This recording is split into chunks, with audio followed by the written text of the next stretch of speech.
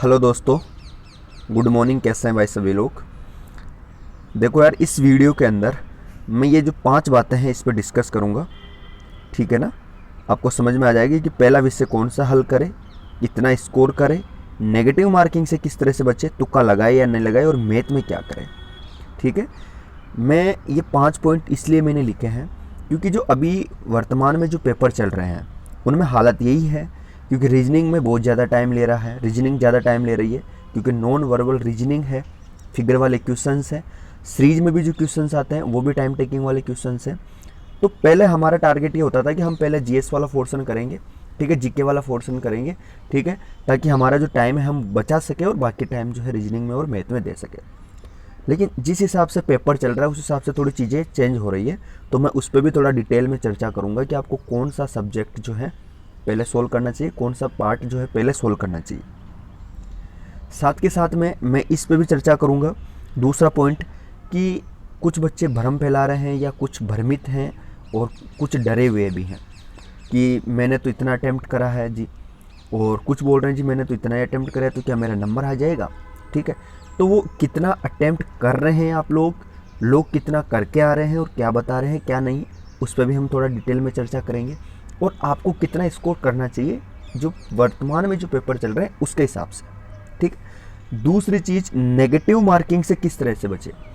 देखिए, सभी लोग आपको यही राय देते हैं कि नेगेटिव मार्किंग से आपको बचना है, जितना आपको आता है आप सोल्व करिए, जितना आपको आता है आप सोल्व करिए, नेगेटिव मार्किंग की तरफ मत जाइए। लेकिन ऐसा नहीं होता। एग्ज़ाम में जब हम पेपर देने बैठते हैं तो वहाँ हमारा माइंड कुछ और ही काम करता है माइंड के अंदर, और हम कितने ही सिफारिश उसको बोल दे कि भाई तुम मत करो मत करो मत करो, नेगेटिव मार्किंग से मत करो, लेकिन फिर भी नेगेटिव मार्किंग हो जाती है। तो इसको बचने का क्या तरीका है वो मैं आपको थोड़ा डिटेल में बताऊंगा। साथ के साथ में जो मैथ का जो लेवल आ रहा, उस मैथ के लेवल में कुछ लोग बोल रहे हैं कि जी ये तो सीजीएल प्री के क्वेश्चंस डाल रहे हैं, सीपीयू प्री के क्वेश्चंस डाल दिए, ये कांस्टेबल है जी, ये कोई सीजीएल की एग्ज़ाम थोड़ी है जो आपने इस तरह से क्वेश्चंस डाल रहे हैं। तो क्या है, मैथ में भी आपको कितना अटेम्प्ट करना चाहिए और किस तरह से करना चाहिए वो भी मैं आपको धीरे धीरे सारी चीज़ें मैं आपको बताऊंगा। तो सारी चीज़ें मैं एक एक करके स्टार्ट करूँ उससे पहले अगर आपको कुछ भी अच्छा लगता है तो आप लाइक ज़रूर कर सकते हैं, चैनल को सब्सक्राइब भी कर लें आने वाली वीडियो में, ताकि आपको कुछ नोटिफिकेशन मिल जाए और आपसे वीडियो मिस ना हो। ठीक है, चलिए अब शुरू करते हैं। पांचों ही पॉइंट बताने से पहले मैं आपको एक चीज़, थोड़ा सा आपको मैं जोश भरना चाहूँगा, मोटिवेशन आपको मैं करना चाहूँगा। देखो, 100 बातों की एक ही बात है, बोलते हैं ना 100 लोहार की, सॉरी 100 सोनार की और एक लोहार की। इसका मतलब ये होता है कि जो सोना का काम करता है और एक जो लोहार लोग का काम करता है वो एक ही मारता है, और जो सोनार होता है वो टक टक टक टक टक टक धीरे धीरे धीरे धीरे 100 मारता है, और लोहार केवल एक धम। तो कहने का मतलब यही कहानी होती है। 100 बातों की एक ही बात बोलना चाहूँगा, आपको अपने ऊपर अगर विश्वास है, अपने ऊपर कॉन्फिडेंस है कि मैंने पिछले 8-9 महीने से मेहनत करी है भाई, पेपर किसी भी लेवल का क्यों ना आ जाए, जो मैं कर पा रहा हूँ वही दूसरा बच्चा करेगा।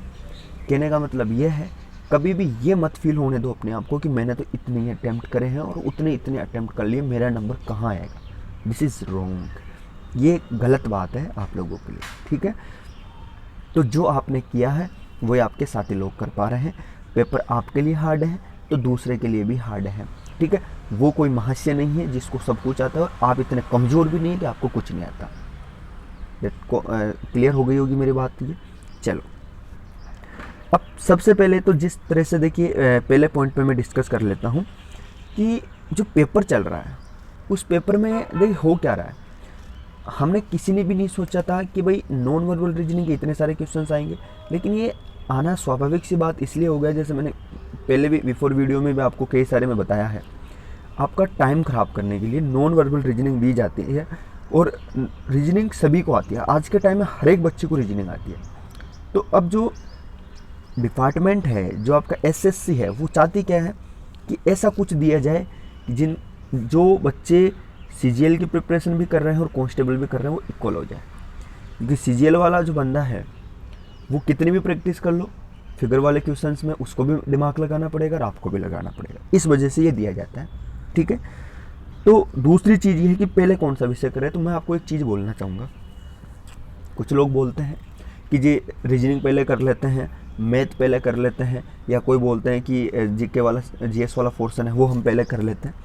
तो मैं आपको एक बात बोल देता हूँ कि 15 से 16 मिनट के स्टार्टिंग के अंदर आपको जीके जीएस वाला जो पोर्शन है इसको फिनिश कर देना चाहिए। मेरा तो राय यही है, बाकी कुछ भी आपको कुछ भी बोले, 15-16 मिनट टारगेट रख लो कि 15-16-17 मिनट के अंदर इसको मैं ख़त्म करूँगा।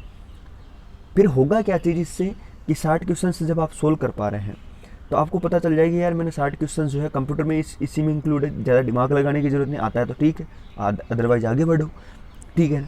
तो कहने का मतलब मेरा यही हो गया कि जीके जीएस वाले जो पोर्शंस है इसको आप पहले निपटा दो, ताकि आप में कॉन्फिडेंस ऑटोमेटिकली बिल्ड हो जाए कि हाँ लगभग 70% जो हिस्सा है मैंने पेपर का वो कर लिया है, अब मेरे पास रीजनिंग और मैथ बची हुई है। अगर आप पहले ही रीजनिंग में घुस जाओगे तो वहाँ पे आपका टाइम ख़राब हो जाएगा, और जब टाइम ख़राब बहुत ज़्यादा हो जाएगा 30-40 मिनट आप ख़राब कर दोगे वहाँ पे, तो कई लोग ऐसे भी थे जिन्होंने पूर्ण घंटा यानी 45 मिनट भी ख़राब करी है। तो फिर जैसे इतना सारा टाइम आप एक ही सब्जेक्ट में ख़राब कर दोगे तो बाकी पेपर हो नहीं पाएगा आपसे। तो पहले आप जीके जीएस वाले पोर्शन को ही करें, बाकी फिर आप अपने हिसाब से देखें, मैं तो सजेस्ट आपको यही करूँगा, ठीक है। दूसरा चीज़ ये है कि सर कितना स्कोर हमारे लिए सेफ रहेगा, क्या है, कितना हमें अटैम्प्ट करना चाहिए। देखो 27 तारीख से लेके अब तक जितने भी पेपर्स हुए हैं, 27 तारीख से लेके अब तक जितने भी पेपर हुए हैं उनमें सभी का जो एवरेज स्कोर रहा है वो मैं आपको बता देता हूँ। सभी जो बच्चे हैं वो 65 से लेके मैं आपको बता देता हूँ 72 तक, 65 से लेके 72 नंबर तक ही अटैम्प्ट कर पा रहे हैं। तो ओबियसली बात है कि जो कट ऑफ भी है आपकी वो भी इसी के बीच में रहेगी। तो अगर आप इसके बीच में अटैम्प्ट कर रहे हैं तो आप निश्चित रहिए, आपको टेंशन लेने की कोई ज़रूरत नहीं है, ठीक है, ये आपका सही है। दूसरी चीज़ ये भी है कि कुछ लोग ज़्यादा क्वेश्चन अटैम्प्ट करने के चक्करों में माइनस मार्किंग की तरफ फंस जाते हैं। तो आपको पता चल जाओगे सभी बच्चे इतने ही कर रहे हैं, तो आप इतना ही करने की कोशिश करें। अगर आपको आता है तो बहुत अच्छी बात है, अगर नहीं आता है और आपसे इतने अटैम्प्ट हो रहे हैं वो करें। ऐसा नहीं हो कि आपको 70 नंबर आपने सही कर दिया और फिर आप सोचते हैं कि मैं यार 5-7 क्वेश्चन और तुक्का मारता हूँ। तो 70 नंबर एक तो बन रहे थे उधर पक्के पकाए, और दूसरी तरफ माइनस मार्किंग की तरफ आप चले गए 67-68 पे। तो ऐसा नहीं करना है, जितने आप आ रहे हैं वही करे, चाहे आपसे 75 आ रहे हैं तो 75 कर दे, ठीक है, 70 आ रहे हैं तो 70 कर दे, 72 आ रहे हैं तो 72 कर दे। माइनस मार्किंग की तरफ नहीं जाना है बिना वजह, ठीक है। दूसरी चीज़, ये तीसरा पॉइंट को मैं आपको छोड़ता हूँ, पहले चौथे पे तुक्का लगाए नहीं लगाए। देखिए भाई ये माइनस मार्किंग है, यहाँ पे तुक्का इतना काम नहीं करता, और ऐसी बात है कि लगाएंगे तो लगाएंगे कैसे। क्वेश्चंस भी इस तरह से आ रहे हैं, 2-2 3-3 लाइन में क्वेश्चंस आ रहे हैं, तो उनको सोल्व करना है बड़ा मुश्किल है, समझना है बड़ा मुश्किल है, तो तुक्का किस हिसाब से लगा सकते हो। तो कहने का मतलब आपको लगता है कि नहीं ये क्वेश्चन मैंने एक बार पढ़ा है और ये इसका आंसर यही हो सकता है, उनमें ही आप रिस्क ले, अदरवाइज रिस्क ना ले बिना वजह, मैं तो ये बोलूँगा। दूसरी चीज़ मैथ में क्या करें। देखिए मैथ का प्रोसेस ये है मेरे प्यारे साथियों, मैथ ये जो मैथ आ रही है अभी पेपर में, या आप जब सीपीओ का प्री का आपने किसी ने पेपर दिया होगा उसमें सेम इसी टाइप के क्वेश्चंस हैं। सीआई के अंदर जो क्वेश्चंस आ रहे हैं 4-4 5-5 साल का जो सीआई है, जो ब्याज है उसका अंतर पूछ रहा है। तो पहले तो ये निकालना पड़ेगा कि 4 वर्ष का और 5 वर्ष का जो सीआई है वो कितना है किसी भी प्रिंसिपल का, ठीक है, रेट के हिसाब से, फिर उनका अंतर करो। तो 4 वर्ष का सीआई निकालना अपने आप में बहुत बड़ी रामायण होती है, महाभारत होती है। तो ये जो पेपर है इसमें लगभग जो बच्चे बीटेक बीएससी जो अच्छे मैथ बैकग्राउंड से थे उनके 8-7 इस तरह से रेशियो रह रहा है, ठीक है।